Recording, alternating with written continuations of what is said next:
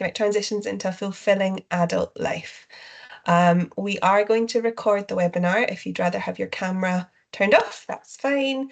And do please keep your mics on mute, unless you're a speaker, obviously, because we'll need to hear from you. We'll be spotlighting speakers, as I think I am just now, so you'll get to see the person that you are hearing as you see their slides as well. Our agenda looks really exciting for this morning. We've got various people telling us all about things around that theme of transitions to a fulfilling adult life. Emma, who's here from Middlesbrough, will be presenting on some work around supporting young people with SEND into training and employment. We are going to hear from some experts about experience and young people and what makes a good transition. At that point, we won't be recording, so we'll stop recording and then restart. But you will see their slides afterwards. We'll also have a break, a bit of a comfort break, because it's a long time on screen. So that will come after we've heard from Yasmina and Grace, and then our colleague at CDC, James, will talk you through a recent piece of work from the social care team. And then Linda Jordan, who is a long-time colleague of CDC, she works at NDTI, will also talk us through some of their recent work and remind us of those lovely preparing for adulthood outcomes that I think, amid a lot of change currently around SEND, I think the PFA outcomes are a really good place to ground ourselves in terms of what a good life looks like for us all, but especially for children and people with special educational needs and those who are disabled, and a really good place to start at what we all want to be doing for those young people. We will wrap up by 12:15, and as I said, there'll be a break, so you will have a chance to have some time off your screen as well. If you would like to put in the chat who you are and where you're from, feel very free to do that. You've got various people from CDC on the call who've put today together, and Johanna, Macy, Sam. We are all very grateful to all of your very excellent organisational skills and getting us here. And nice to see some people putting their names in the chat. So do use the chat as you wish. So housekeeping on the slide, I've already said this, but do please keep yourself on mute unless you're a speaker. Very important that you're not on mute if you're telling us all about your presentation. A Teams top tip, which our team are especially good at because we use it so often. If you're struggling to see slides, then use press Control and scroll your mouse arrow and it will make the content bigger or smaller. Turn on captions, select those 3 dots in the top right corner, and then language and speech, and you can turn on live captions. Hopefully we'll generally get the gist. They're not always the best at getting exactly, but hopefully would cover what we are saying. And there's going to be a short opportunity for question and answer after each of the speakers' sections, and then a longer opportunity for broader reflection at the end. If you want to put a question in the chat as someone speaking, then we've got someone at CDC who'll be monitoring that and it'll be captured, but we'll wait until after the presentation to ask that. We have a couple of recent resources that CDC have put out that we thought it would be good to showcase here.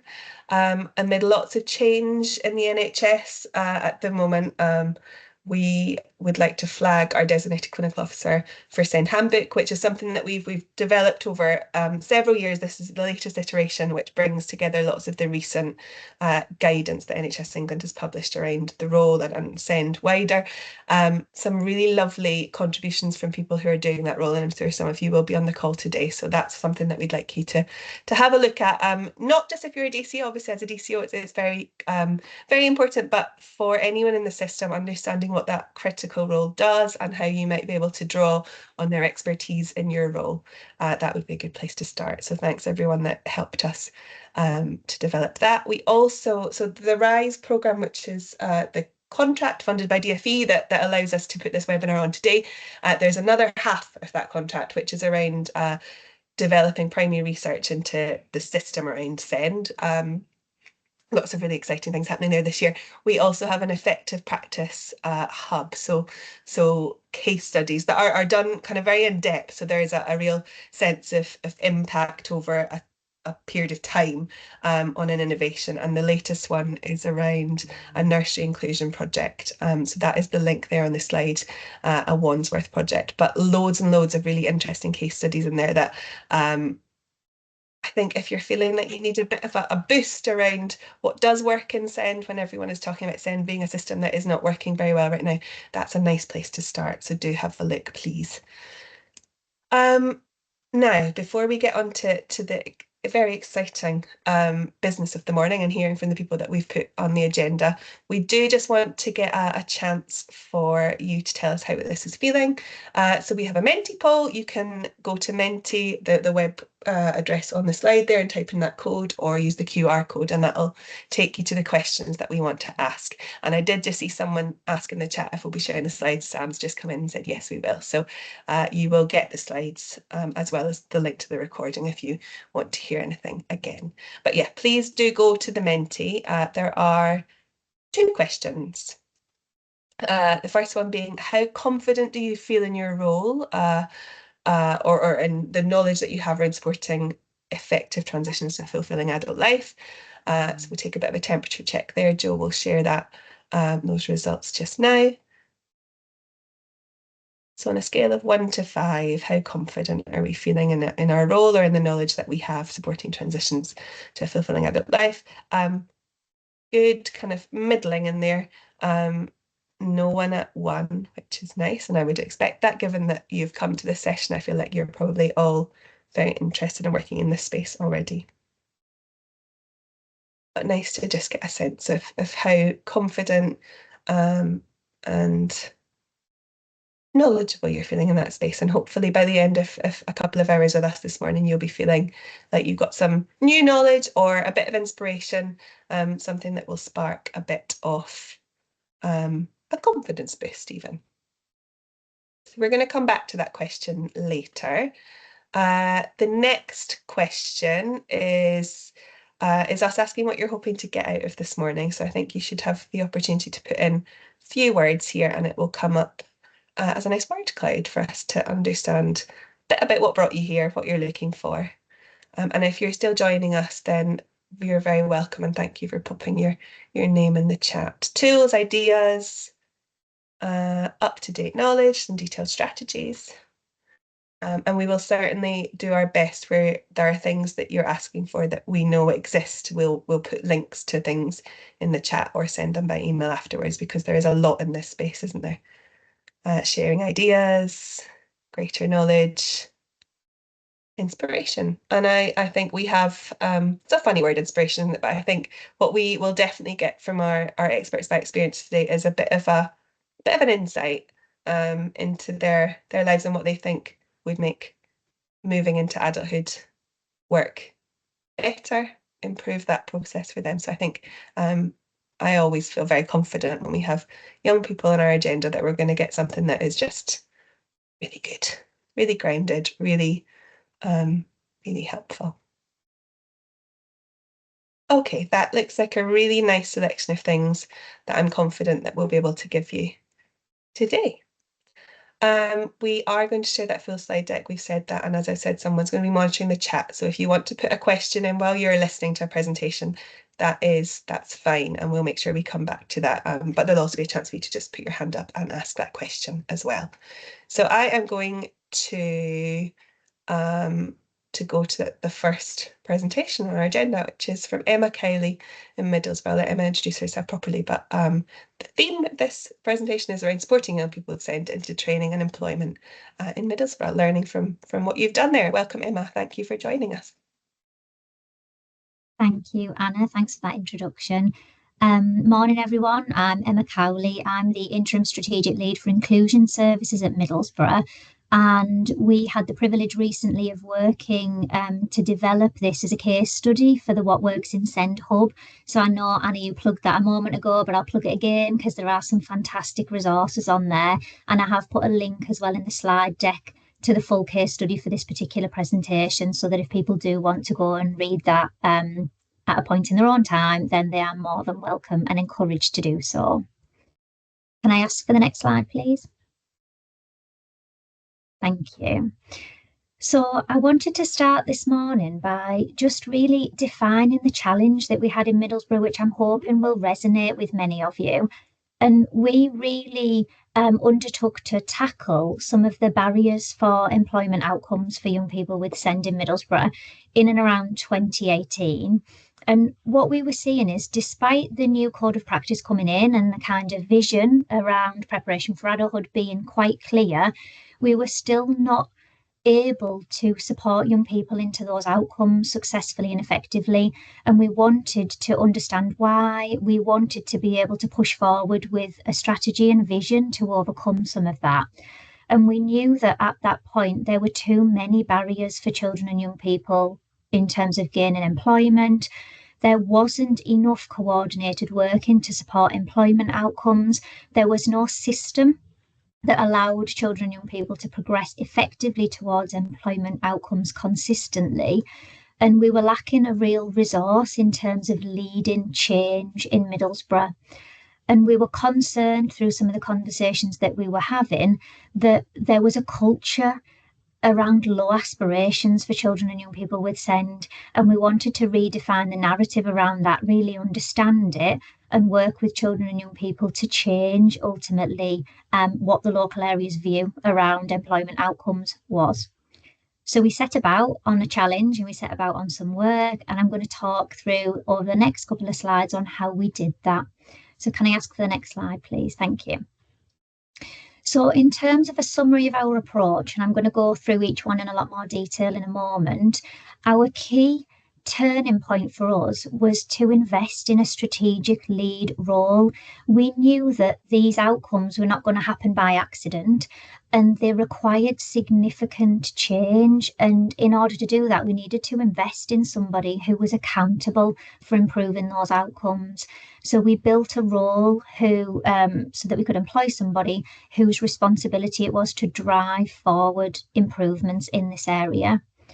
And once we had that person in post, our first task was to listen to the voices of children and young people. What we wanted to know was, what were their aspirations, what were their experiences, because ultimately we were in the privileged position of being able to advocate for what they wanted and what they needed. And we knew that to get culture change, understanding that was hugely important for us. So we used that as the kind of centerpiece of this work. And around that, we brought together the right people, the right organisations, stakeholders from quite a wide range of organisations as a partnership.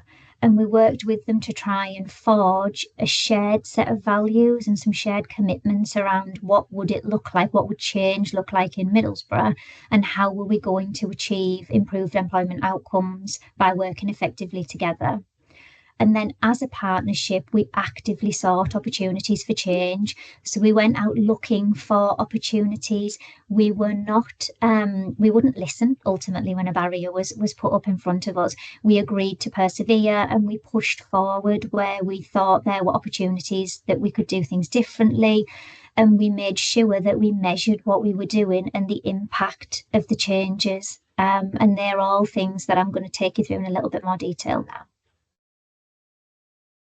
So firstly then, thinking about the voices of children and young people, this was a game changer for us in Middlesbrough, really thinking about how did we work to understand what children and young people wanted.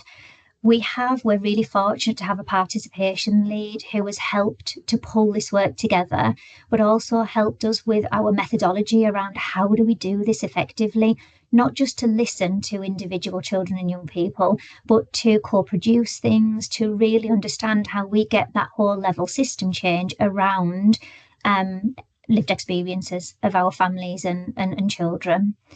So we undertook a significant amount of work looking at children and young people's engagement, and we did that around individual children and their voices through things like person-centred planning, vocational profiling, work with our providers, looking at groups of children and young people. But we also did whole level system work. We run annual young people's conferences that are designed and led by young people for young people. But those opportunities gave us a chance as a strategic leadership team to meet with young people, to have those conversations and to listen firsthand at, what were the barriers, what were the challenges, what were people worried about, what did they want from their lives. And there's a lot of power in doing that and being able then to almost follow those young people through their journey to measure the impact and the outcomes and the difference that we've made. And we've continued with a lot of this work to make sure that the direction of our strategic plan remains absolutely focused on what children and young people want. One of the things that they talked to us about was a lot of the concepts around employment are actually quite complicated, and our young people struggled sometimes to understand what did those employment pathways look like, what was a supported internship, what did that mean for them, what would access to work and job coaching look like, what does a vocational profile do, what does that mean, and how would their life change potentially for the better if they were to move towards an employment outcome. So we worked with young people to develop a whole ton of resources, easy read guides, case studies, videos, social media material, and we did that with our partners. So it wasn't just the local authority undertaking this work. As part of a group of partners together, we tried to understand how did we firstly eradicate the communication barrier with children and young people so we could make employment accessible and make internships accessible from that very, very early point when we start planning for what young people's outcomes might look like. What this allowed us to do was identify aspirations. So we were able to then understand what types of roles did children and young people want, what type of support did they feel they needed, and where did they see themselves in the future. And all of that then was used to inform the strategic plan, and that has remained the same. This is a central theme to what we do in Middlesbrough. So around this work with young people, we brought together the right people and organisations. We knew that we couldn't do this on our own as a local authority, and we took a really wide view of this. And we brought together internal and external stakeholders. So they were quite wide ranging in terms of our local FE colleges, special schools, Department for Work and Pensions, the kind of obvious external stakeholders that you would need in this type of partnership work. But internally within our own organisation, we also brought together our regeneration teams, our human resources teams, to try and understand how do we make the change corporately as an organisation to advocate for this and to lead by example in terms of the change that we wanted to see. And with those partners, what we did is we shaped and developed what we wanted the vision to look like. And we built that strategic plan in partnership with those partners with a commitment that they would deliver their elements of this plan. And that included everything, job carving, employer engagement, access to work, vocational profiles. I do remember laughing at one point. I vividly remember having a conversation with a senior leader in a school who made a joke or a little jibe about the fact that it wasn't an action plan, it was a manifesto, because it was so detailed. We wanted to make sure that we'd considered the system and how did we engineer in opportunities for employment at every single point. So that meant things like reviewing our processes, our policies, how did we put preparation for adulthood and employment outcomes central to the planning really for children and young people. And what that did is it was slow, it was difficult, there was lots and lots of challenging conversations, it did require a lot of perseverance, but what it allowed us to do was to develop the capacity. It allowed us to start to turn the ship in terms of moving from one thing to this new way of working, and that really encouraged the culture change that we needed. And I'm going to talk to you in a moment about a 50 Futures programme that we've got in Middlesbrough. But one of the kind of key turning points for us was the fact that we used our own organisation, Middlesbrough Council, to try and demonstrate leadership and commitment to the difference that we wanted to see. And again, that encouraged people to come along with us because there was no room then for excuses. If it worked for us, it could work for others. And that really, really helped us to push forward with the plan. So I mentioned earlier about that we actively sought opportunities for change, and one of the things that we were fortunate with in Middlesbrough was our 50 Futures programme. So this programme itself was introduced several years ago. It was probably about 2019, 2020, and it was part of the local authority social regeneration agenda. So the idea was that Middlesbrough is an area with high levels of deprivation, high levels of unemployment, lots and lots of generational unemployment. And we knew that we had members of our communities who were really far from the employment market, but we also knew that we wanted our organisation as a council to reflect the community that we served, and that we had a responsibility corporately and socially to supporting people to upskill, to develop their experience, to allow them to move into the labour market. So we piggybacked onto this. The 50 Futures program itself was about anybody could apply for that. Anybody with any types of experience, any vulnerability, anybody really who was, far away from employment but wanted employment could apply to participate. But we saw a gap, and we knew that we had young people who absolutely would benefit from this program. And what the program allowed was there was 50 placements in departments across the local authority. It was everything from refuse collection to traffic light engineering to architecture to business administration. And what we were able to do was use some of those placements and experiences to provide young people with real life chances to gain experience. And that allowed us to overcome some of the employer engagement barriers that we were experiencing at the time, to allow young people to actually experience work. But it also meant that we were demonstrating leadership and commitment to change. And following on from that, that model has been used in some of our other partners who now open up opportunities across our wider network for young people. So we have our special schools, for example, who work in partnership with each other to offer opportunities for the other special schools. We've got some of our FE colleges who are committed to opening up paid and voluntary experiences within their organisations. So, I'm thinking about one of our biggest FE providers that we've got, Middlesbrough College. They are huge. They have got a huge workforce that deliver everything from, teaching support to IT, to cleaning services, to catering services. So all of those organisations now are really monopolising on this approach to say, well, okay, the labour market is tough, it is hard to get a job. Middlesbrough is an area of deprivation, but what can we be doing as committed partners to try and make the change? And I think one of the things that we've all seen as organisations is we do have a number of roles often that are difficult to recruit to, but we have an untapped, skilled, potential workforce there. And for us being able to demonstrate some of the impact, not just for the young people themselves, but on the organisations, has been really, really important to garner that momentum and to kind of commit people to that cultural change. One of the things that we also did was, if it didn't exist, we commissioned it.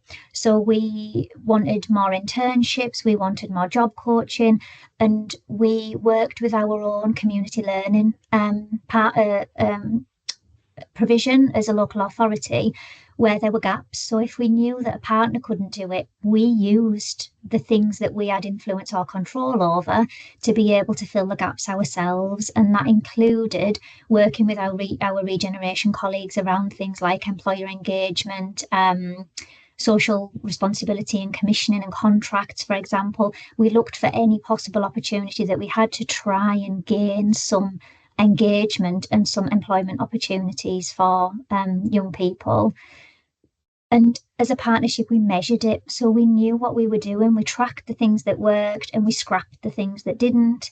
And where that's allowed us to be at now is in a position where we have got more young people moving into employment outcomes, but we've also been commissioned by the DFE with a grant to run the supported internships pilot programme for young people at Send Support. Just because you have an education, health and care plan doesn't mean that you should be the only children that are able to access this type of experience and support and provision. So we've been really keen to learn from that and that group of young people who are at Send Support level as well. are really helping us to see that these barriers are universal. It's not just about the most complex children. There's a lot of things that we can be doing for young people, with SEND needs at any level to support employment. So there's a lot of learning for us that's come out from that. It's been a really, really rich experience. And I think the other thing that I want to say on this slide before I move to the next is just that a lot of this isn't expensive. It's hard work and it requires perseverance. It is a marathon, not a sprint, but we've not had to spend a lot of money on doing these things. They're cultural changes. It's a shift in the way that we think rather than needing to spend a lot. And for us, that's been the thing that I think has allowed us to make the most progress. So impact, obviously quantitative, everybody wants to know how the numbers are growing. So we have doubled the number of young people with an EHCP and SEND that move into employment each year from when we started the programme to where we are now. And I think I'm going to talk to you in a moment about the impact of that. Yeah, it's great measuring data, it's great measuring performance, but for us, what we're more interested in is what does that mean for the individual young people? What impact and difference does that make for them?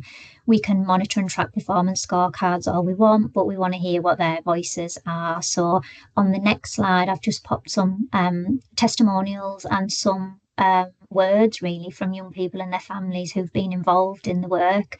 So we've got one there from a young person who worked with our community learning provider, who secured a job at B&Q. So, as part of the work that we've done internally on building opportunities for young people, we do engage with employers. We have been able to prove it works, and that has slowly grown the number of employers that we have that work with us now, and that employer engagement. When I think back to when we first started and we were getting doors shut in our faces regularly, not because those employers didn't want to work with us. They were overwhelmed with requests from so many different places that they couldn't understand what the impact would be for them and how positive this could be for them. So we've had to demonstrate a lot of that and work hard at doing that, and it is paying dividends now. We've got an example there of a young person who is now in employment with us at Middlesbrough Council as a refuse collector. So an example of where that 50 Futures placement and work with our community learning provider did turn into a paid employment opportunity within the local authority. And then just a testimonial from a parent who I think admittedly was very, very concerned about what this might mean for their child. Very, very worried about the transition from that special school environment into the world of adulthood. It's a huge leap, it's a huge transition, but just a reflection on how much support was put in place for that young person, and ultimately how positive and happy she now is around being able to hold down a job, and how different that has made her life really in terms of achieving a goal for adulthood. So I've popped a link there to the What Works in SEND full case study. There's a lot more detail in there. You can read through that. There's a couple of photos there as well of some of our interns and some of our young people who've gained employment. But I am happy to take any questions at this point as well. Thank you so much, Emma. And Macy's popped the link to that case study in the chat as well. So do have a look at that after the session. If you have a question, pop your hand up. I've noted a couple that were in the chat already, so I'll go to those first. And also lots of reaction to the fact that you widened up the opportunity to those whose needs are SEN support, and lots of people saying that felt really positive, and thinking about how much that brought opportunity to a wider group. Are the resources that you mentioned earlier on the slide set available for wider use, please, was one of the questions. Yes, they are. A lot of them are hosted in our local office, so I am happy to share some of those links for circulation. Yeah, that would be really helpful. Thanks. If you share those with us, Emma, we'll make sure we send them out with the slides. And the 50 places at the local authority, were those paid? In the first instance, no, they were work experience and voluntary placements. But what we did with our human resources team is we looked at all of the entry requirements for jobs, our interviewing processes, how did we make adjustments ultimately for, particularly for people that were coming into entry level positions, to remove some of the barriers. So even though the placements themselves weren't paid, there were a number of people who've experienced, those placements that then did go on to gain employment in the local authority. And we supported that by removing the barriers for them as well and making the adjustments that were needed. Excellent. Thanks, Emma, for answering that one.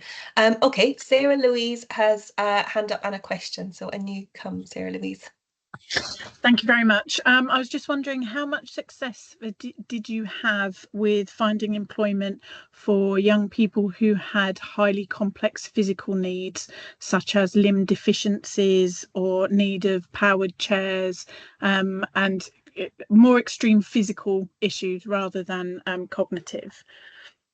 Yeah, thanks, Sarah. It's a really good question. And I think even though I sit here today and I feel like we have come on in Middlesbrough, we've made a lot of progress, there's still a lot to do. And I think that cohort of children, that type of need that you've described, that is one of the hardest and most challenging barriers that we've got. I think we struggle with adjustments, we struggle with really trying to understand how do we support those young people and break down some of the barriers as well, with employers to doing that. One of the things that we have done, I'm just thinking about a young person, a particular example, was really used access to work and forge links with the Department for Work and Pensions around how do we get the right support packages to be able to make those adjustments. But Sarah, I acknowledge that is something that we need to push forward in Middlesbrough as well. We've not cracked that yet. I was hoping you had a magic wand. Okay, thanks. No, but I would share it, I promise, if I did. And if I do, I'll certainly let you know. Yeah. Thank you. And I think we at CDC, we often hear lots of kind of nuggets of how areas are doing things. So we'll make sure that we keep our ears out for anything that feels like it might go some way to supporting on that. What we will share, we have just done a lot of resourcing around the Equality Act, mainly for schools, but I mean the Equality Act is the Equality Act, and actually I think they're really accessible resources. I think we'll make sure we share those because they are something that you can easily send to employers, to other parts of your system, to help them understand what their duties are there too. I think, Anna, sorry, just to add, I think one of the things that we have tried to focus on as well, and some of the discussions that we've had, is how do we support sort of self-employment and entrepreneurial type work for that cohort of young people who they may struggle to gain employment in a workplace, or we might struggle with a work experience placement at the moment while we're working through all of those barriers. But that doesn't mean that there's not other experiences that we can be supporting or looking at as well. So I know that in terms of enterprise activities, we have tried to kind of look at all avenues with that. It's not ideal, and acknowledging, like you've said, and you've acknowledged as well, Sarah, that there are significant barriers, but it is something that is allowing experiences to be built, and self-employment is a good option for some young people as well. Yeah, and I can see Kath. Hello, Kath. Nice to know you're here. Really promoting the benefits of self-employment as well. Just you mentioned access to work, and it might be something that we can take away as something else to think about. But a question from Diane in the chat: how's the access to work working? We find lengthy waiting, which makes it really difficult. Have you had similar experiences, Emma? Yeah, we have, and we've had to advocate and get involved with some young people. Obviously, the process around access to work is the claim is on the young person themselves. But between ourselves and some of our FE providers, we've been quite active in getting involved in it and not taking no for an answer. We've also fed that back to the Department for Work and Pensions, who've been involved in a lot of our partnership working, so that we've been able to overcome some of those issues, in as best as we can, but it isn't ideal. And I said on one of the slides, we've got creative about how we do things as well. We've had to actively look at sometimes at how we fill those barriers, and then we work around what's possible and what's doable within the system. It's not perfect, but at least it means that the young person isn't prevented from accessing something. Thank you. Okay, we have a couple of minutes. We could take one last question, either hands up or in the chat, before we move to our next slot. And do have a look in the chat, Emma, when you get a moment, because there's lots of really positive reflections on what you shared. So do read those and feel proud and share with your colleagues locally, because I know it's a big team effort and lots around the kind of culture shift that you've really started, and sounds like you've embedded locally. So that's great. Thank you. Okay. I am going to say thank you formally to Emma for coming and sharing, and like I said, the link to your case studies in the chat. Do have a look at that, and thank you. But you sticking around for the rest of the webinar, so you'll be hearing from more, and we'll take some reflections at the very end. So you've not, if you have a reflection or a question for Emma, we can come back to that later. But thank you, Emma. So we are now going to get, we've started recording again. So again, if you'd rather keep your camera off, that's no problem. We're going to hear from James, who is our programme lead in our social care team at CDC, and he's going to talk to you about a piece of work that they've been leading around supporting an autistic young person's journey, successful journey, out of children's services and into adult life, called Paving the Way. So James, I'll hand it over to you. Thank you, Anna. And yeah, definitely a very difficult task to try and follow Grace and Yasmina, but some really helpful insights and also I think some really good overlaps with what I'm going to be talking about today as well. So as Anna said, my name is James Shopkeeper. I'm a social care programme lead at the Council for Disabled Children. And I sort of have quite a varied job, but some of my work is around progression to adulthood. And I've got a background in social work with children and families. I'm here to talk today about Paving the Way, which is a new piece of practice guidance which we've written in partnership with Partners in Care and Health. And my colleague Macy is just going to pop a link to it in the chat so that you have that as well. I'm sure it will go out in any follow-up to this too. So just to give you a bit of an overview of the guide, our sort of focus was supporting practitioners in helping autistic young people to transition from children's social care and health services and into fulfilling adulthoods. And when we were creating the guide, we sort of particularly wanted to include children who do go on to receive support from adult social care and health services, as well as those who don't. And there's sort of a recognition there that existing guidance tends to focus on those who do go on to receive support from adult services. But actually those who don't go on to receive support are still likely to significantly benefit from holistic, well-planned support when they're progressing to adulthood. And a phrase that we sort of found ourselves repeating a lot when we were putting this guide together was that we were focusing on the journey of transition rather than the destination of it. And hopefully that sort of encapsulates what the guide is about. The image on the right sort of gives a bit of an overview of the guide and the different sections of it. But to make the most of the time today, I'm mainly going to be talking about the good practice principles. Quickly, in terms of thinking about the methodology for the guide, we started off with doing a rapid literature review on successful transitions for autistic young people and what those looked like. We then held a focus group with experts by experience, parent carers, and a range of different practitioners, which we used to sort of explore what we were finding in the literature review, to think about the gaps from what we had read, and to really draw out and contextualise what we were reading, and to understand that and ground that in people's lived experiences.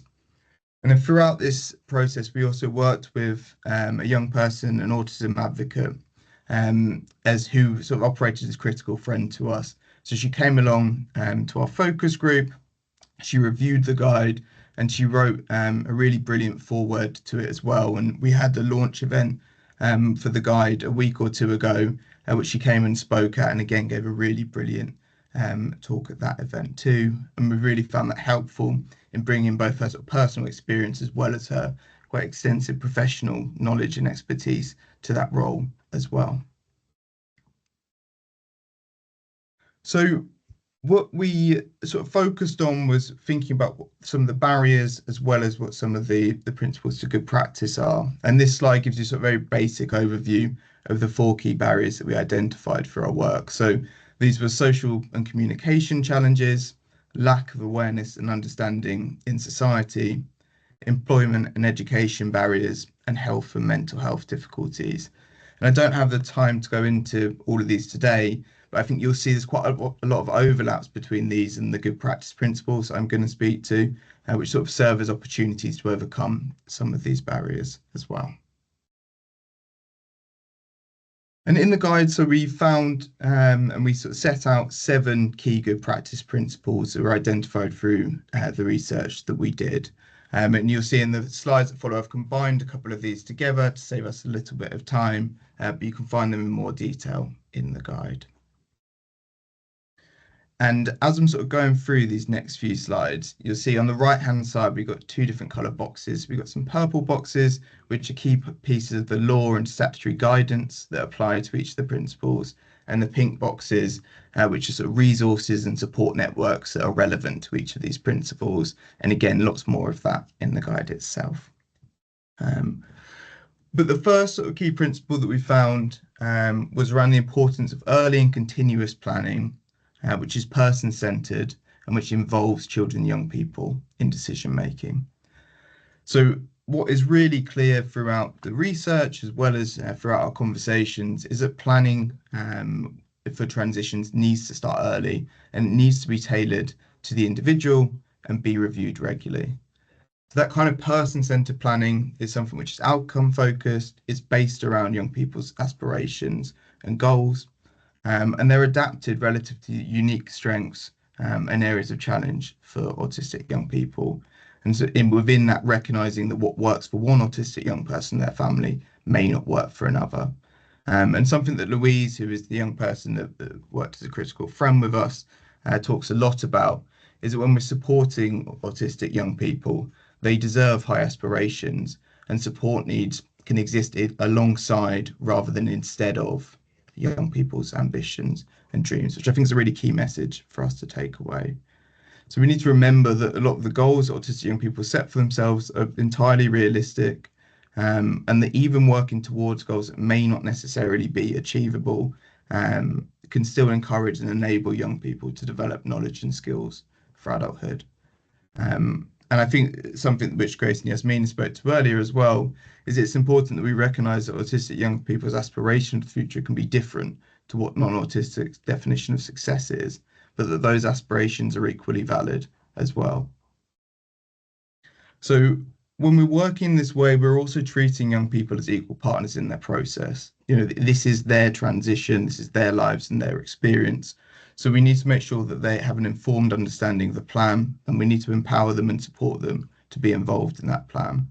And as part of that, it's really important that we sort of consider options and offer access to independent advocacy, and that we explore alternative ways to engage young people as well. So things like the virtual world, assistive technology can all be really important. I think when I've spoken about this before, I often speak about a young man that I used to work with who found it very difficult to have one-to-one conversations with me, but could talk very well over the phone.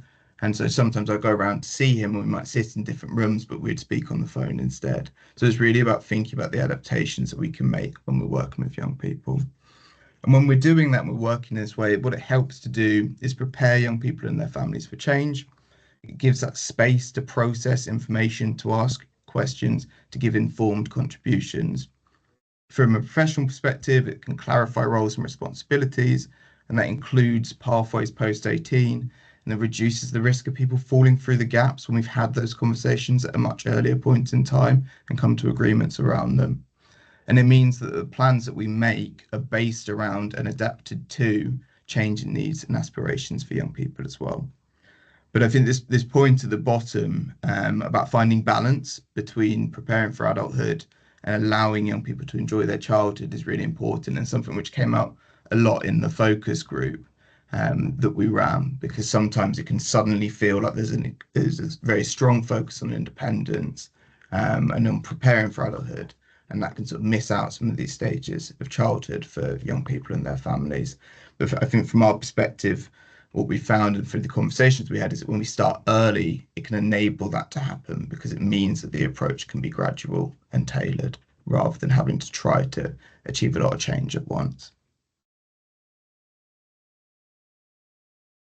Next principle we found, and it's quite closely related to this sort of idea of early person-centered planning, was around multi-agency collaboration and coordination. And what we mean by that is all relevant professionals being involved in planning from an early stage. And that should include any services that a young person is going on to access as an adult. So when we sort of talk about preparing for adulthood, we often sort of talk about this idea of a cliff edge at 18. But I think, that's something that implies that it's something that naturally occurs, that, a cliff is a natural formation. And I think something I want to challenge people to think about is that, that cliff edge is in fact something that we create through our policies, our processes, the way we work. To an extent, the law in this area as well definitely doesn't help.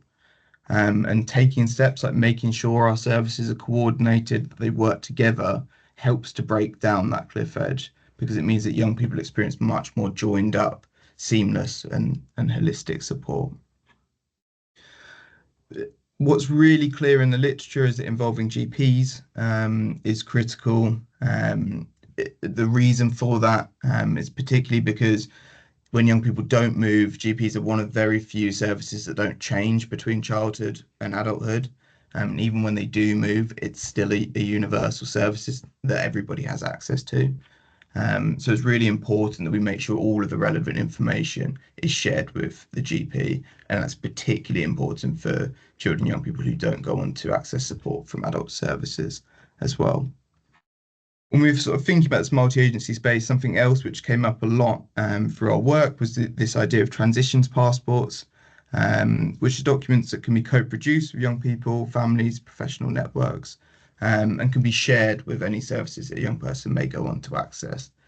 There's quite a lot of sort of variation in what they look like, but they tend to sort of include things like needs, preferences, aspirations for young people. It's used sort of different names. Sometimes they're health passports, sometimes they're communication passports, but broadly they have the same goal.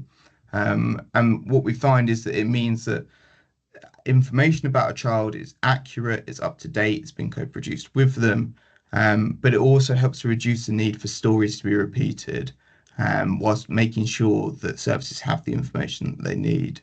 And when I was speaking to a particular parent about this and the importance of these kind of documents, she spoke about how difficult it was for her and her son to go and access a new service, and each time to have to retell their story to them. And from their perspective, that really had an impact on the relationship from an early point. That actually their sort of initial formation of the relationship was talking about very difficult things.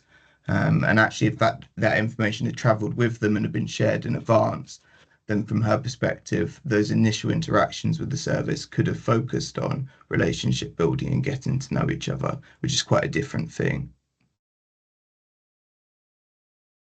Involving and supporting parent carers in this process is also really crucial, particularly when young people tell us that they want their parent carers to be involved in their planning and their decision making.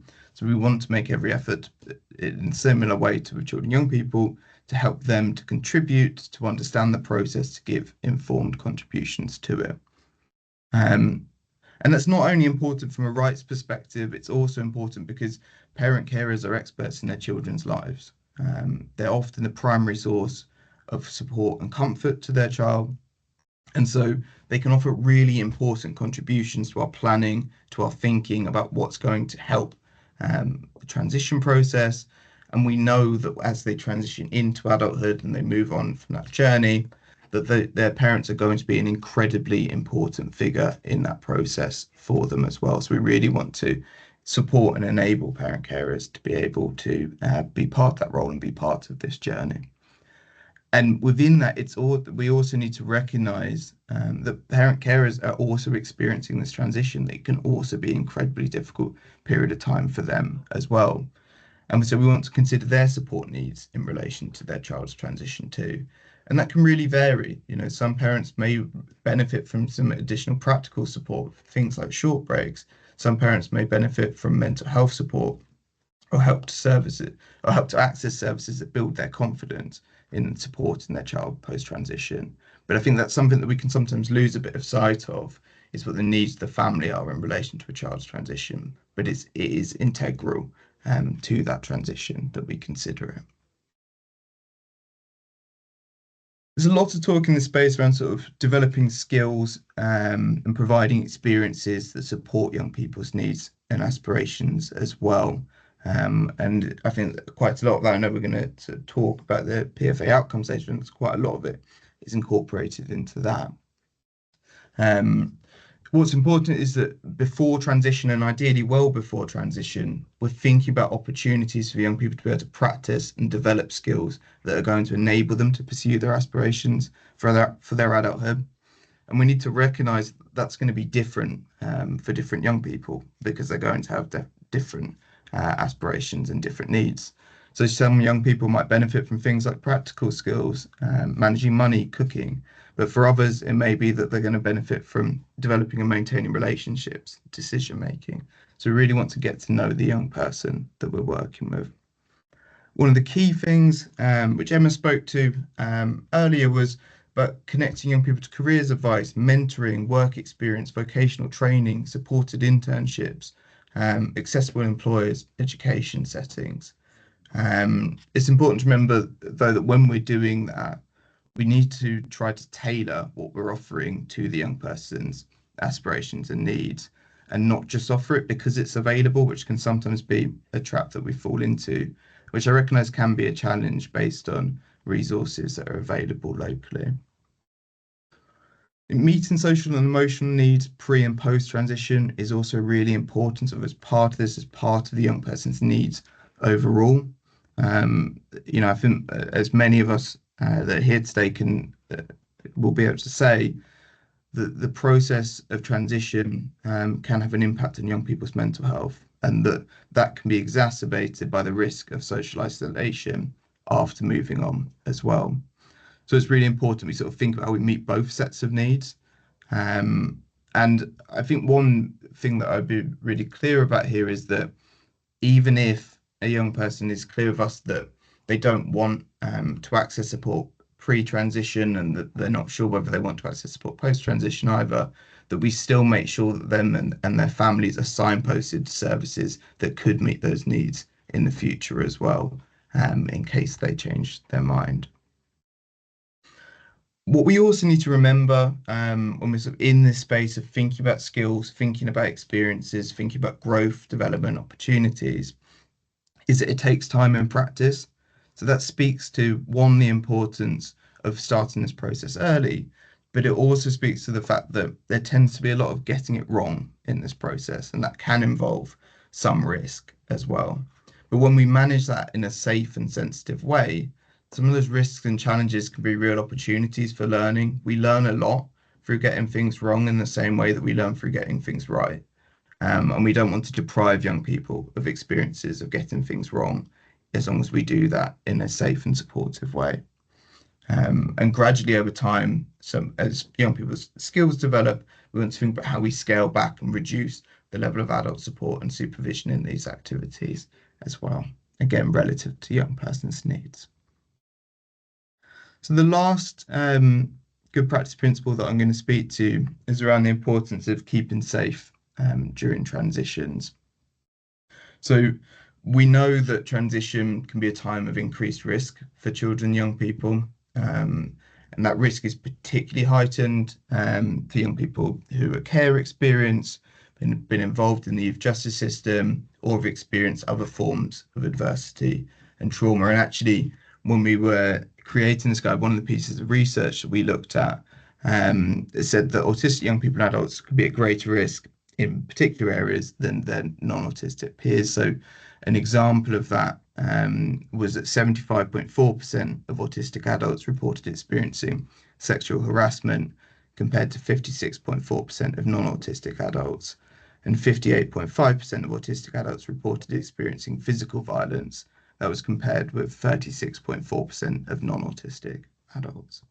So it is a real time of increased risk, particularly as support services change and as the law around safeguarding changes when a young person reaches 18. And what we heard when we spoke to parent carers about this is that without suitable support, autistic young people can find themselves in unsafe situations. And an example that we had of that was involvement with gangs. And that was because some of those environments can provide a much clearer structure and expectations that isn't always offered by professional services. So I think if we sort of think about that through a trauma-informed lens, which is a question we want to put to ourselves, is what needs are being met through gangs, through people that exploit others, and how can we meet that in alternative ways? So in this case, that providing that structure, providing that clarity, what can we do to provide that ourselves? Effective safety planning can be one way of mitigating some of this risk, and what good safety planning looks like tends to involve a clear capture of what the risks are, how the young person or those around them might notice when those risks are emerging, and what will be done and by who when those risks emerge.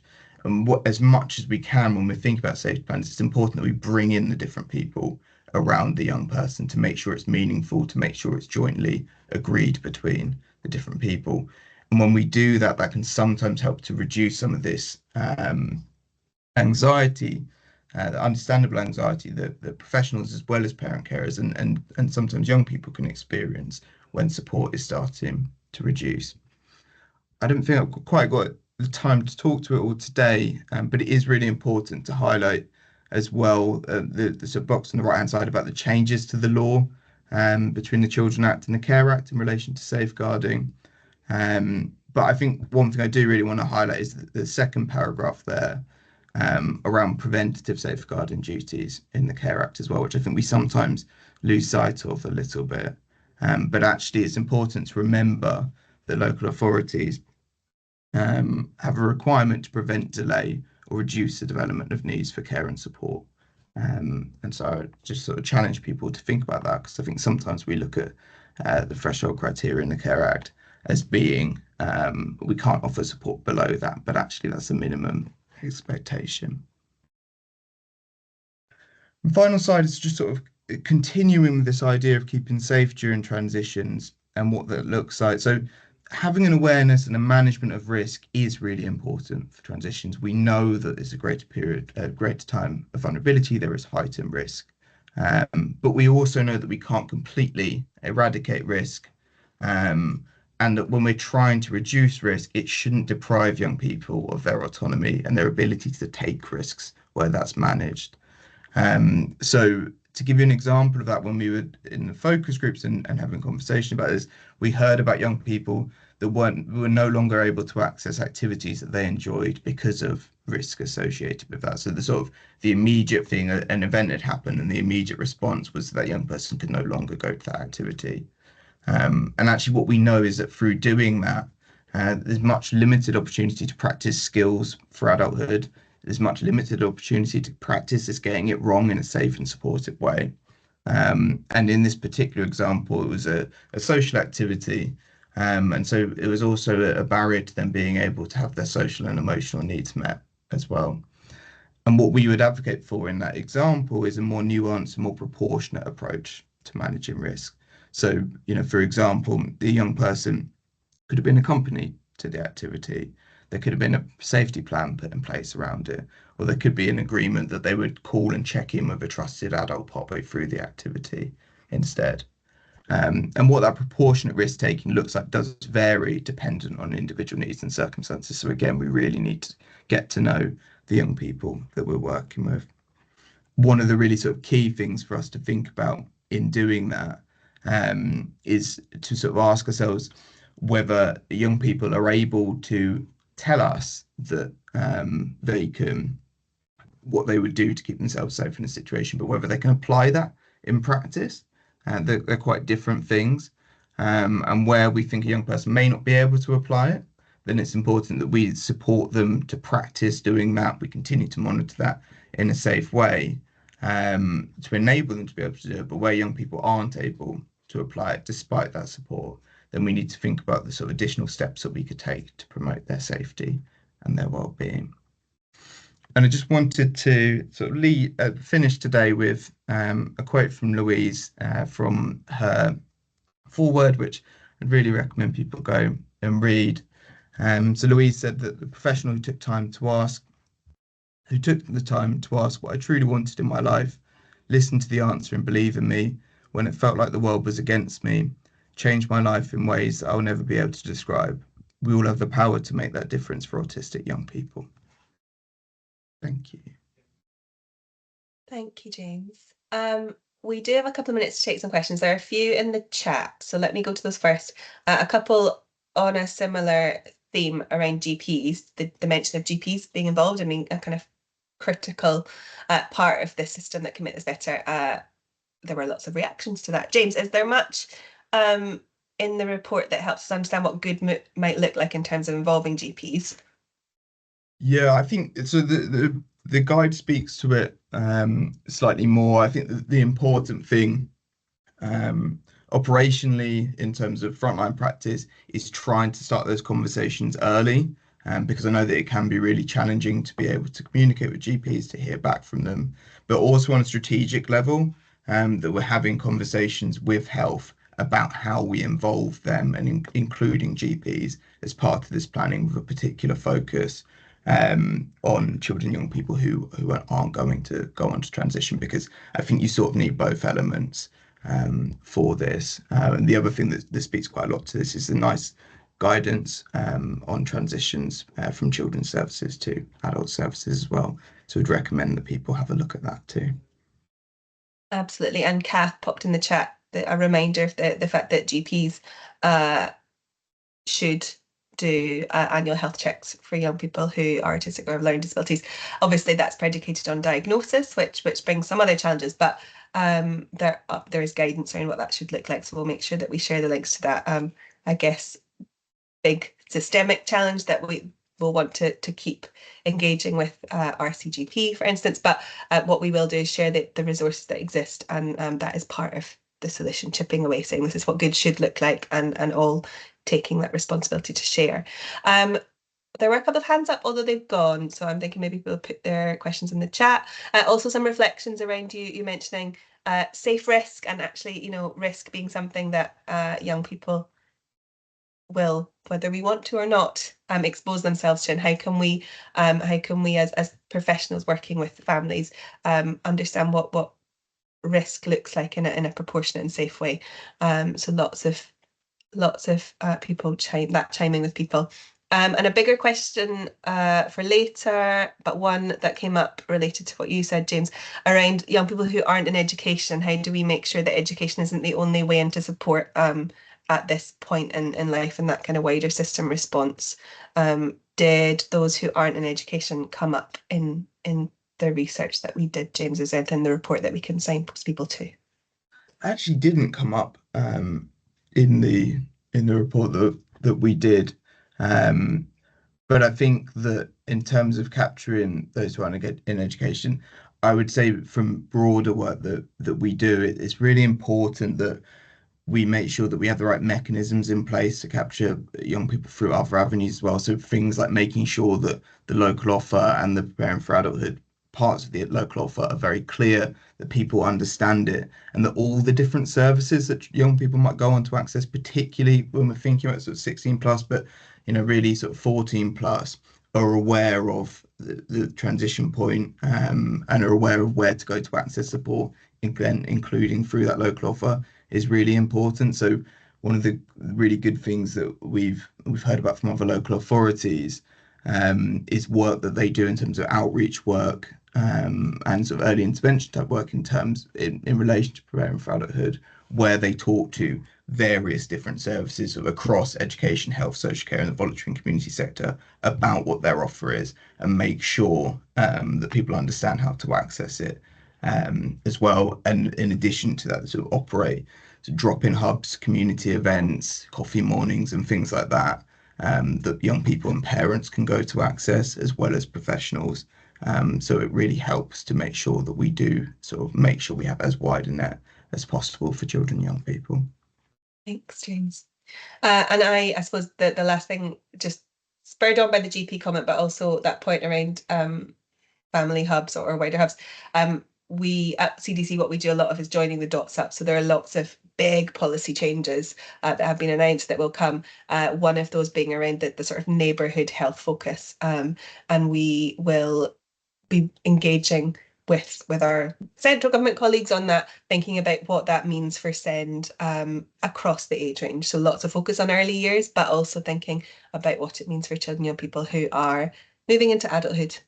So we will keep up the conversation there, but please do share. And yes, Snap, Kath put something similar in the chat. So so yeah, any examples you have in your local area that you think that's working, please do share them, because it's those kind of nuggets of what works that helps us aggregate those ideas into something that we can take as a suggestion for wider change. Kath, did you want to come in on that? Hi, yeah, just to draw people's attention to, I think it's called 42nd Street. It's a mental health charity in Manchester, and they did a piece of work with their young people with mental health issues, so not particularly SEND, but obviously we know there's a huge crossover. And basically what they were saying is everybody tells them to go somewhere, but then when they do go somewhere, they're not welcome.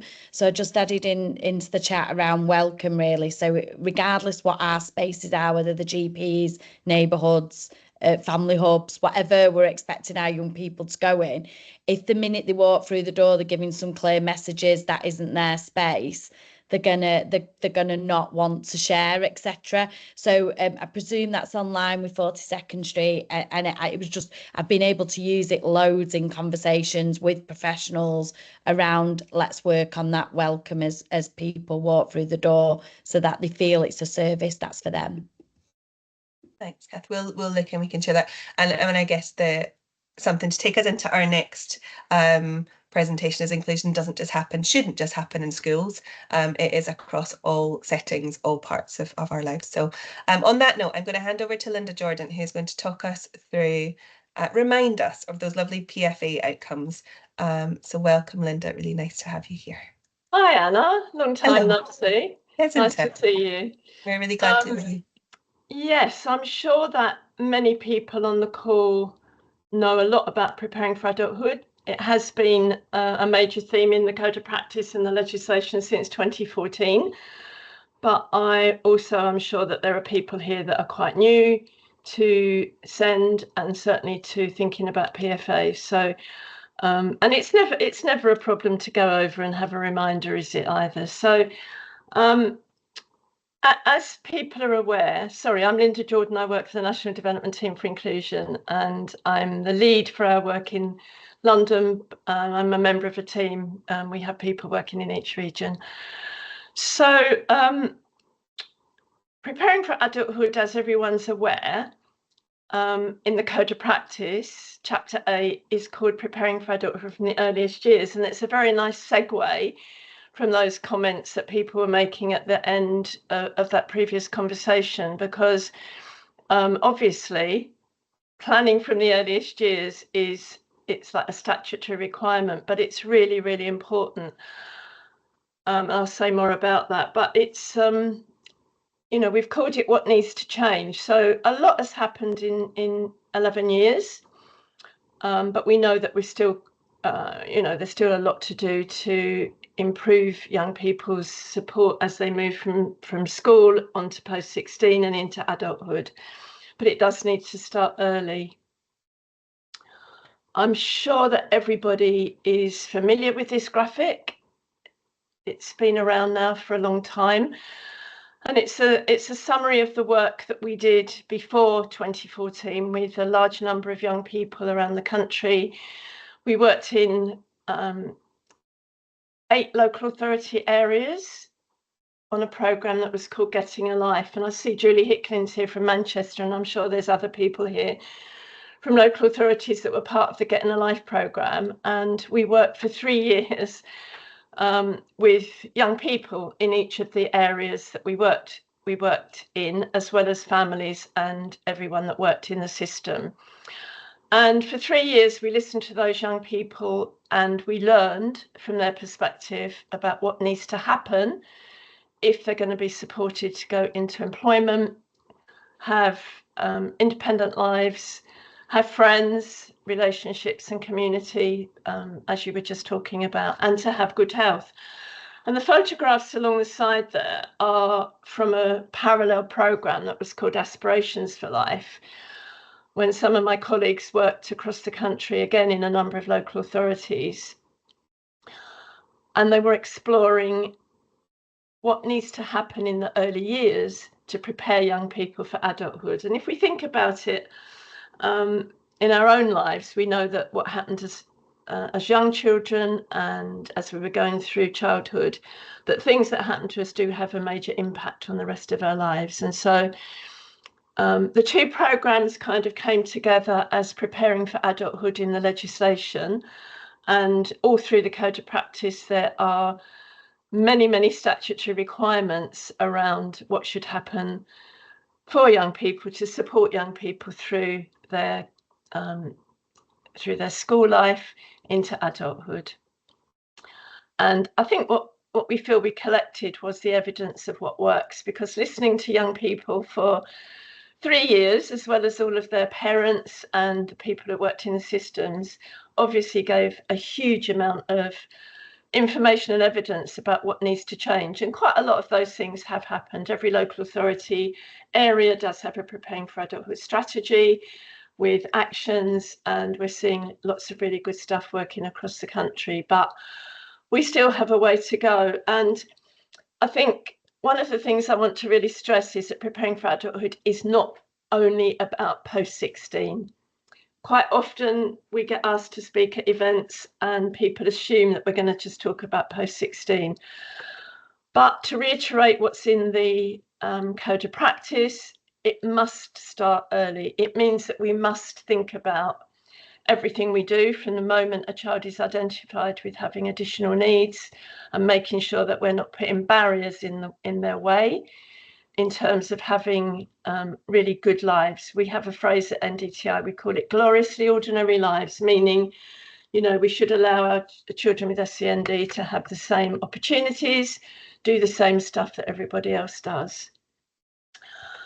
And I've put a quote there from a piece of research. There's a lot of research about the importance of the early years. And we know that a lot of young people with learning disabilities and other learning difficulties, autism and so on, talk about loneliness, talk about social isolation, and talk about not having friends.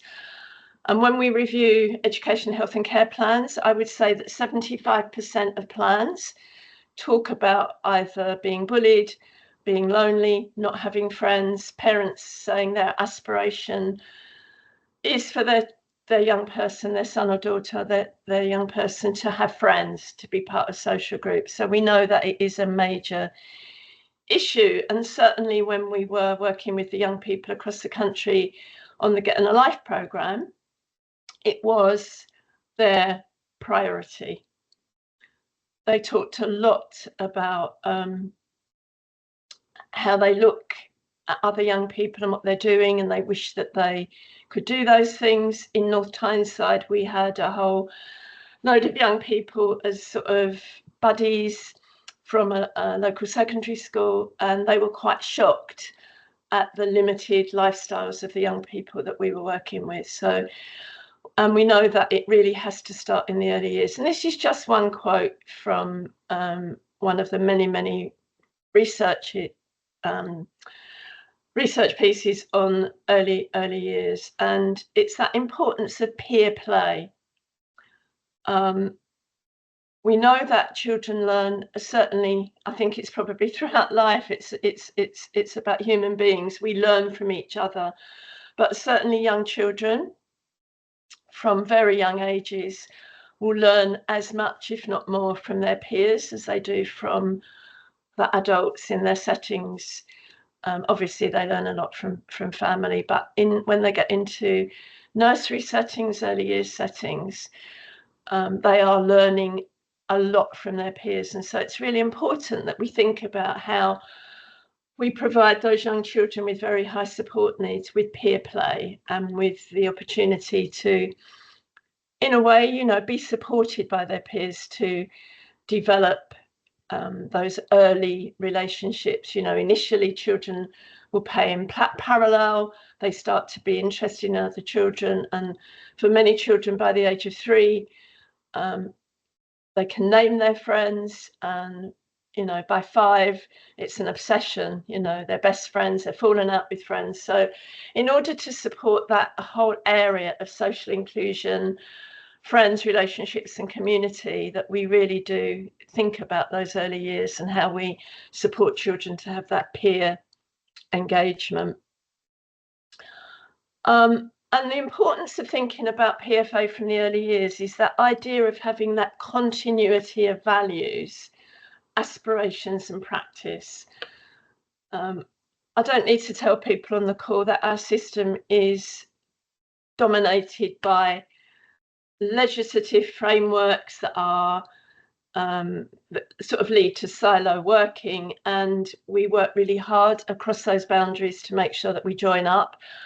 But it is an area that we still need a lot. We need to do a lot, because families will still report regularly that they're getting different messages, that they feel that the environments in different parts of the system are different, the messages they get that are different, the aspirations that people express to them about their children are very different. So we do need to work towards that continuity of values and aspiration and practice 0 to 25, so that I saw the comment about talking about seamless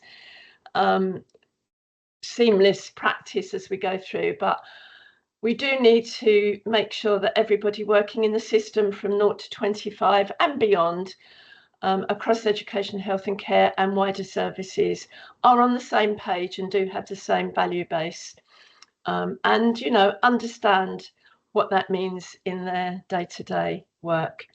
And then I put down there inclusive pedagogy. I think this is probably my passion. Since I was teaching, education has changed a lot, and I think we do need to really rethink inclusive pedagogy, because we know from some of the stuff James said, and I'm sure other people have said, that we need to make sure that all of our settings are welcoming to every child, and that the people working in those settings have the right support and the right training to be able to support all children.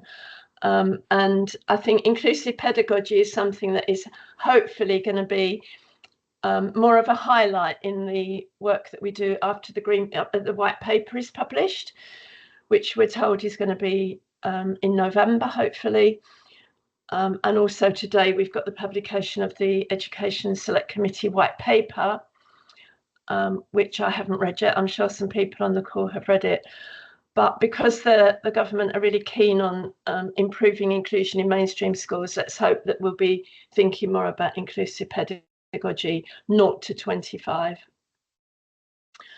So I think the main thing that we need to change in the system is listening to young people. And I know that I'm sure that Emma, when she talked about supported internships, would have talked about young people's involvement. And James certainly was talking about young people's voice. So NDTI, we always we work with young people. We've got a bunch of young people that are that work with us. They're our young peer support group. But what they tell us very much chimes with what the young people in the Getting a Life programme, which is now more than 10 years old, told us back then.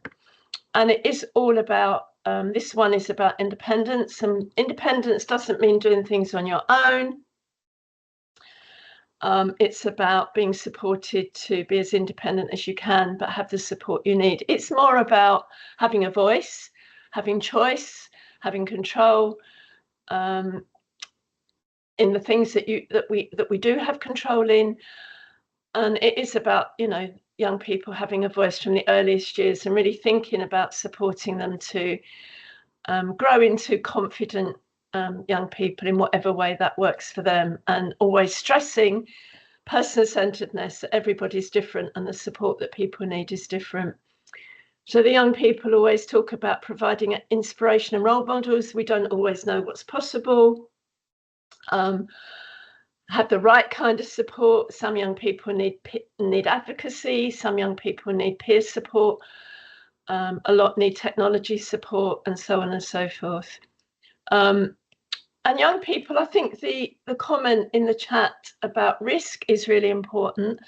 And person-centered planning is the best way of doing a risk assessment, because as we're talking to young people about their aspirations and parents about their aspirations, we're thinking about the support that needs to be put in place at the same time. And young people need to know about housing. NDTI are doing a lot on housing at the moment. And we know that in the Code of Practice, it says there's a statutory requirement to give information about housing from the Year 9 review and onwards, and we know that's not happening. So another thing we need to think more about. When we're thinking about friends, relationships and community, again, think about friends from when we are little, listen to us.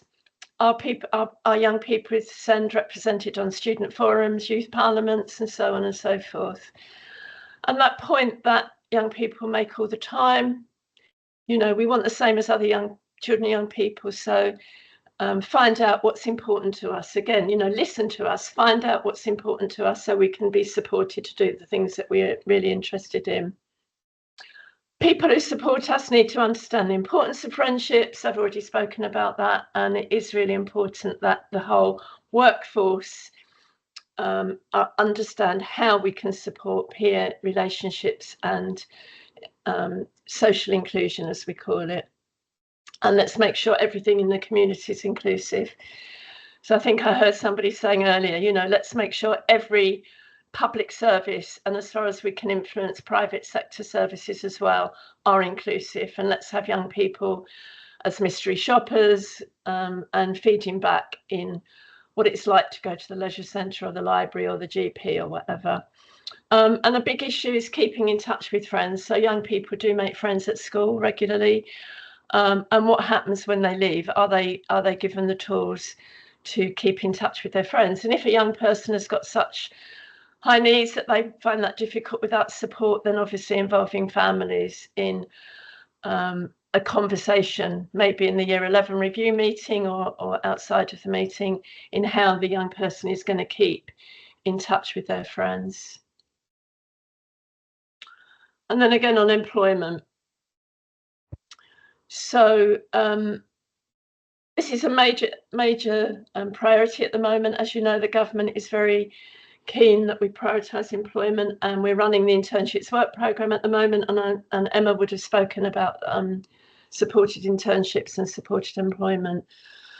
But young people, this is just some highlights of what young people have said, but it's very important that young people get work experience when they're at school, as there is a requirement in the Gatsby benchmark, so that they begin to have a view on what sort of employment and what sort of stuff they might be doing when they leave education. They need good advice, careers advice and guidance. They need people to have high aspirations. People need to know what works and what can happen, etc. Think about jobs early. And then in terms of health, certainly when we were working on the Getting a Life programme, I know sex came up a lot. People are really passionate about having good sex and relationship education, going back to those healthy relationships and safe relationships. Young people with learning difficulties and other disabilities are very passionate about supporting their peers that don't use words to speak. So let's make sure we're planning with them. Young people should learn what to expect from doctors, etc. The work that we've done with our young people has resulted in a lot of really fantastic resources. So this is Ruth's top tips for brilliant meetings, which is on our website, and it's really amazing. It's a really good guide to how to run meetings, whether they're education, health and care planning meetings, whether they're annual reviews or child in need, whatever meetings. It's a really good guide. And also What Matters Ireland. So this is a person-centered tool which we've used a lot over the years with groups of young people or with individuals. And it's kind of to prepare them for their annual review meetings. It's to gather information for all sorts of reasons in terms of planning with individuals. So it's a summary of a person-centered plan, but it just gets those basic ideas about what's important to a young person, what needs to happen to support them to achieve the things that they're interested in and want to do, who's important in their lives, and how we're going to put together a really good plan. I'm not going to show this film, but you'll have it on when you get the slides. It's a film of young people talking about the importance of employment. And it's a group of young people that were part of our Time to Talk programme. And they were all young people who originally weren't able to come out of their bedrooms or to speak or to engage in planning. And it's a really nice video of them speaking about employment. And so I suppose in summary, you know, what's really, really important is that partnership working.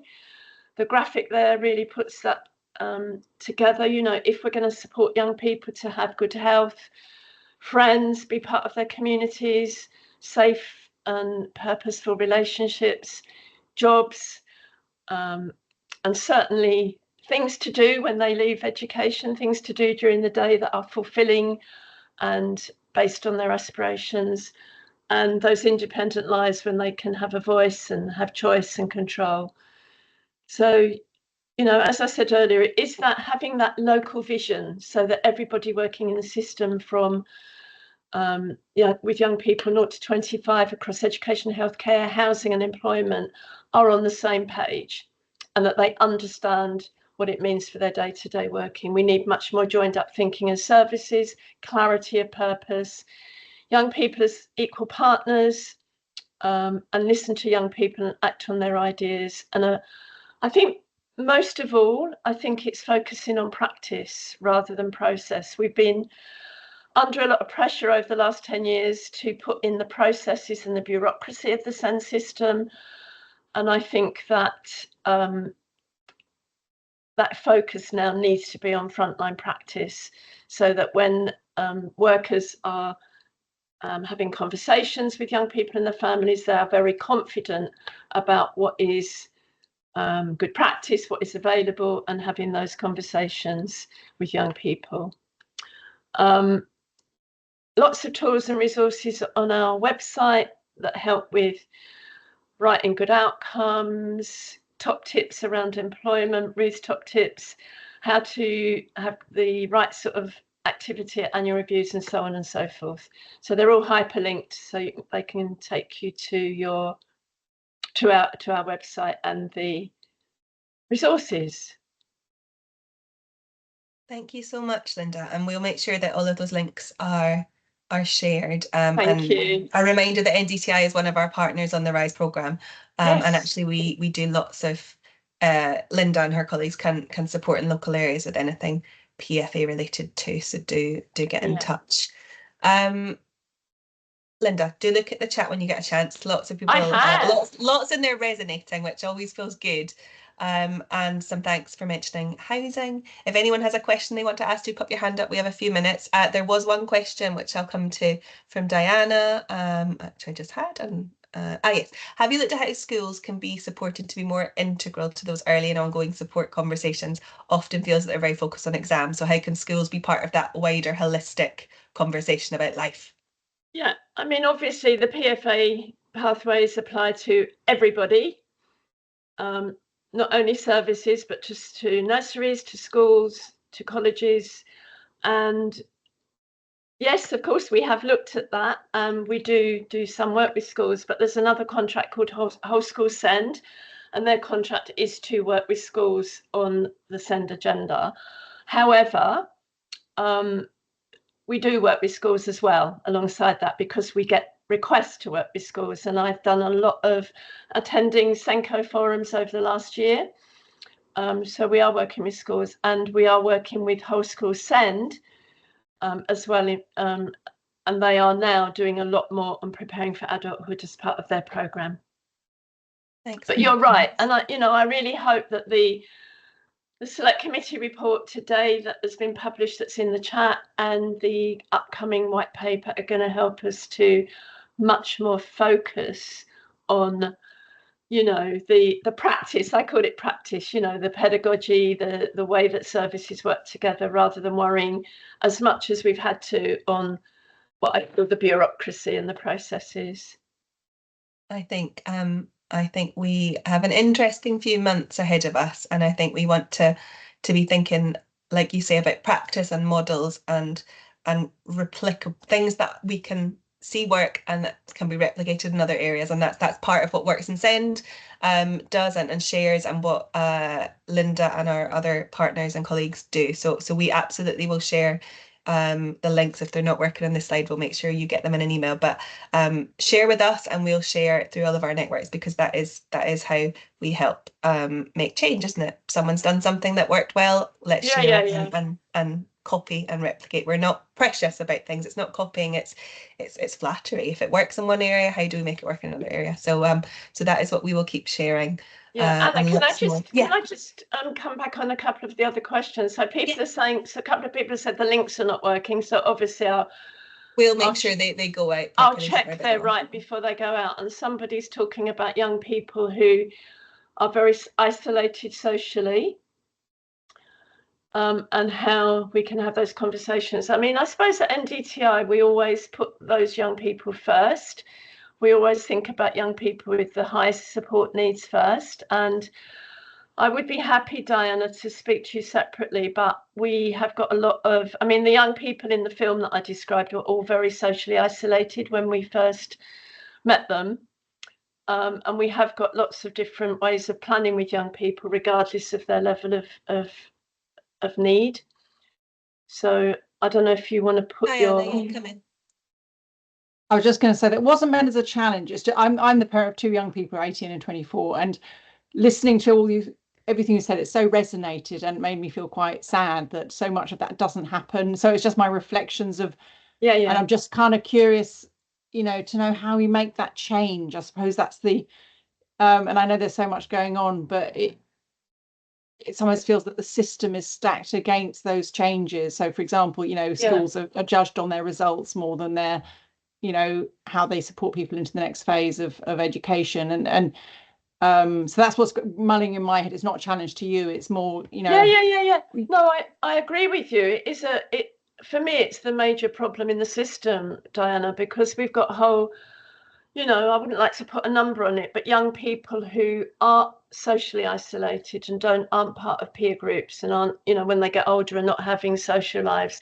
And when we talk about social lives, that's, you know, everybody's different, which is why person-centered planning is so important, because some young people, their aspiration is to have one friend.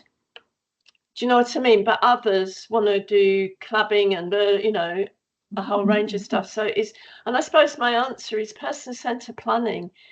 You know, we need to make sure that in schools from early years through, everybody understands what we mean by person-centered planning. It's become a bit of a, I don't know, cliche, or, you know, something that, but we need to go back to it, because it really is about individual conversations, finding out what's important to that young person. Thanks, Linda. And I think, Kath, you had your hand up, but possibly to say what Linda just said. Do you want to? No, absolutely. I was just going to say, I think, you know, experience with a number of young people is when they start at 3, 4, 5, it makes that conversation regardless. And sometimes they're not socially isolated. They're doing it the way they want to do it, aren't they? But we're happier with that because we've had that voice all the way through, and they've had a chance to figure out what their voice means. And I don't mean voice just as verbal, obviously, but, you know, I just think there's some great examples of that. We just don't do it. So I think, like Linda said, we taught person-centered planning as a word, and nobody does it now, and they think what they're doing is person-centered, and you're like that, you know. So it's returning to some of those old-fashioned ideas in a way of what we should do genuinely work in some cases. I think there's a really lovely comment in the chat from Luna, and Linda, something you said really resonated. Independence doesn't mean doing things on your own. So independence looks different for everyone. And James mentioned that he worked with a young person who he would speak to on the phone in the same building, different rooms. That was what worked best. So I think it is just about those adjustments that are best for them, isn't it? I don't want us to run over. We've got 5 minutes where we can take some reflections on everything that we've heard. But first of all, just a thank you to Emma, to Linda, to James, and to Yasmina and Grace, because all the presentations and things that we've heard, as we can see from the chat, have sparked lots of reflections, lots of thoughts, things that you might do differently. So lots of claps there, round of applause for everyone, and a resurgence in enthusiasm for person-centered planning. So let's not forget that is a very powerful tool. So yeah, chance to take any reflections. If you would like to put your hand up, do feel free. Pop something in the chat. Otherwise, there is also a link to an evaluation form. If you have to leave before the very end, do please tell us what worked for you, what didn't work for you in terms of this morning, what you'd like to hear more of, because we are lucky that we're able to do these sessions at the moment, and so we want to make sure they work for you. Would anyone like to reflect on anything you've heard?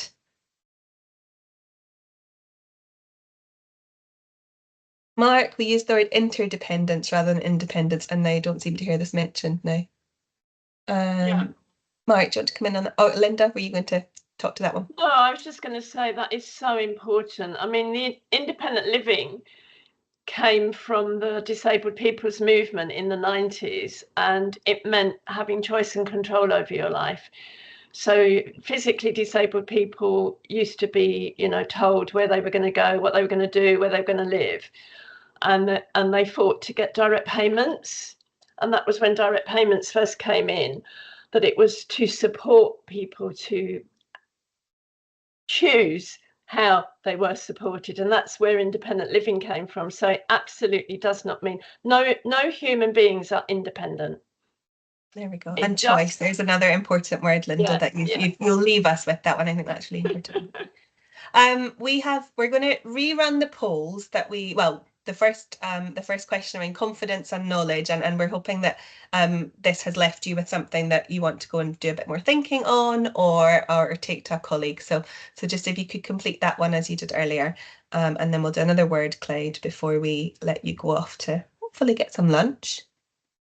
Before you have to leap onto another call.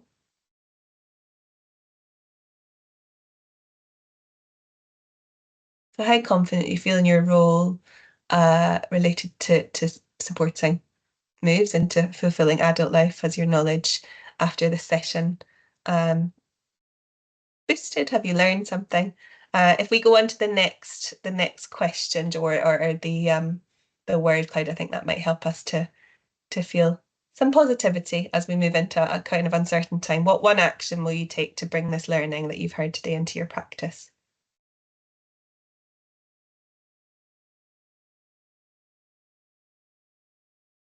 Early years conversations, listening, and time. I think that's, all have a lot of time, but we can't listen well if we don't have time to do it. So I think there's something about making sure we give the young people we work with time to tell us what they want us to hear. Sharing, person-centered planning, encouraging schools to embed this knowledge in practice. There are lots of links that you're going to get in an email. Share them with your schools colleagues. They are all resources that are free to use and incredibly useful. So it's about getting things out there. Really listening to young people. Recommending new resources to my team. Excellent. That's the sort of stuff that we hope you get from these sessions, and that you can take into your day-to-day. Keep adding to that. We'll see what you put in there. So it won't, although it might not be on the screen, it will still get to us. We do have a couple of slides to share, just a few more sessions that are coming up that you might want to sign up to. And yes, Louise, you will get a copy of the presentation. So these will come to you by email with all of the links. As I said back at the start, we're able to do these sessions and others through a contract that DFE fund us to do. So do tell us what you would like to see more of if this format worked for you. We've got some online training coming up, education other than at school, so a policy briefing on that. We have some sessions on data, voice and commissioning, which I know Kath, who's on the call, has supported us with really helpful practical sessions to think about how we hear children and young people's voices, how we use what we hear from children and young people to actually inform what we do and make a difference, which is the point, surely. The right support at the right time, so an introduction to early years SEND support and identification, understanding the social care offer in the context of inclusion, and navigating health and SEND. And that link on the screen will take you to sign up to that. Again, share, they might not be the session for you, but they will be for a colleague, so please do share. And some more, there are the links. Some are sold out, but there's a waiting list. And again, just a last plea to fill in that evaluation form, because we do want to make these work for you. So thank you again to our speakers, to our FLAIR members, to Galing who supported, and the CDC team who put this on, because all of the thanks for organising the chat go to my lovely RISE colleagues, so to Jo, to Hannah, to Macy, to Sam, and to Cara, who are all incredibly busy in the background putting things like this on for us. So thank you all. Bang on time, you may leave. Lovely to see you all.